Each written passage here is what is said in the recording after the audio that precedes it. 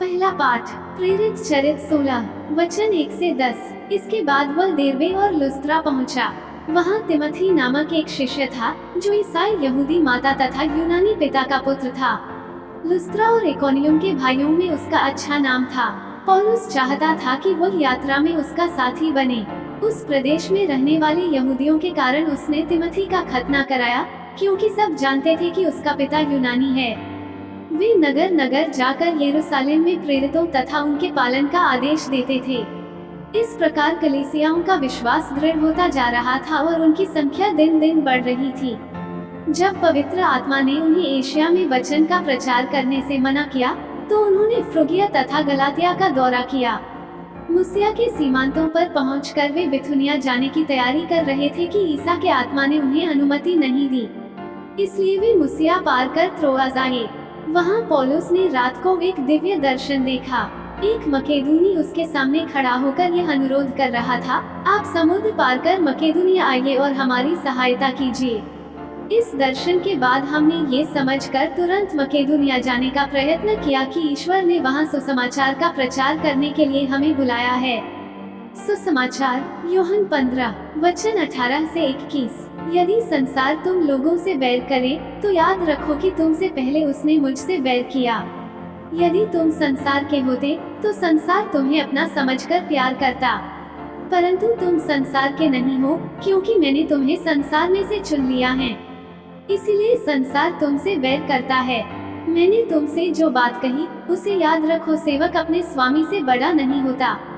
यदि उन्होंने मुझे सताया, तो वे तुम्हें भी सताएंगे। यदि उन्होंने मेरी शिक्षा का पालन किया, तो वे तुम्हारी शिक्षा का भी पालन करेंगे। वे ये सब मेरे नाम के कारण तुम लोगों के साथ करेंगे, क्योंकि जिसने मुझे भेजा उसे वे नहीं जानते।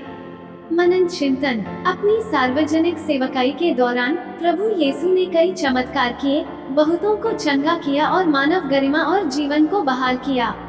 उन्होंने प्रेम, सेवा और क्षमा के संदेश का प्रचार किया, जिसके लिए वे और उनके अनुयायी प्रशंसा और स्वीकृति के पात्र थे।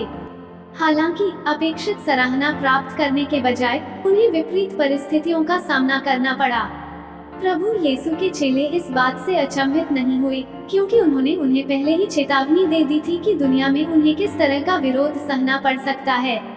यहाँ शब्द संसार संगठित समाज व्यवस्था को संदर्भित करता है, जो कि ईश्वर के प्रति शत्रुतापूर्ण है और अंधकार की शक्तियों के द्वारा नियंत्रित होता है। चूंकि शिष्यों को प्रभु यीशु ने चुना है और अब वे उनके हैं, इसलिए वे प्रेम, क्षमा, विनम्रता और सेवा के मूल्यों के आधार पर जीते हैं और दुनिया के मूल्यों जैसे शक्ति प्रदर्शन, बदले की भावना, नियंत्रण और वर्चस्व का पालन करना आदि नहीं करते हैं। वे धारा के साथ नहीं जाते, लेकिन इसके खिलाफ तैरते हैं। शिष्य अपनी इस अलग पहचान से, जो उन्हें दुनिया की निगाह में घृणित और संदेहास्पद बनाती है, न तो संकोच करते और न ही डरते हैं। संत पापा जॉन पॉल द्वितीय हमें याद दिलाते हैं कि यदि हम पिता के साथ अपने संबंधों को गहरा करना चाहते हैं, तो हमें ये जानकर आश्चर्य नहीं करना चाहिए कि हमें गलत समझा जाता है, हमारा विरोध किया जाता है, या यहाँ तक कि हमारे विश्वास के लिए हमें सताया जाता है।